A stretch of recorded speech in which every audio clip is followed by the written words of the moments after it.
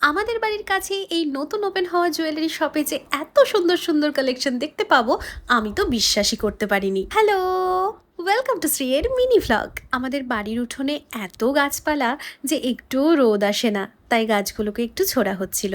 আর দেখো কত নারকেল পাড়া হয়েছিল। আর আমি তো সঙ্গে সঙ্গে অর্পণকে ভিডিও কল করে এটাই বলছিলাম যে আমরা আজকে এতগুলো নারকেল পেয়েছি। তারপরেই আমি চলে গেলাম লাঞ্চ করতে। আর আমাদের বাঙালিদের তো রবিবারের দুপুরের লাঞ্চে চিকেন বা মাটন হতেই হবে।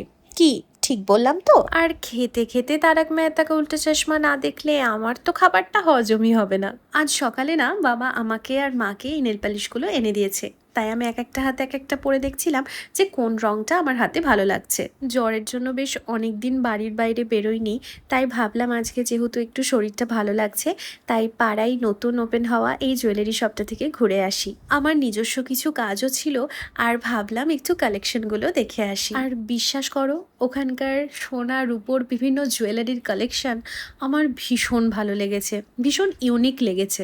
যেমন ধরো এই চোকারটা এত সিম্পল, এত সুন্দর, আমার তো ভীষণ পছন্দ হয়েছিল। এই নতুন জুয়েলারি শপটা তেহট্ট চাদরপাড়া থেকে দত্তপাড়া রাস্তায় ঢুকে একেবারে ডান দিকেই পড়বে।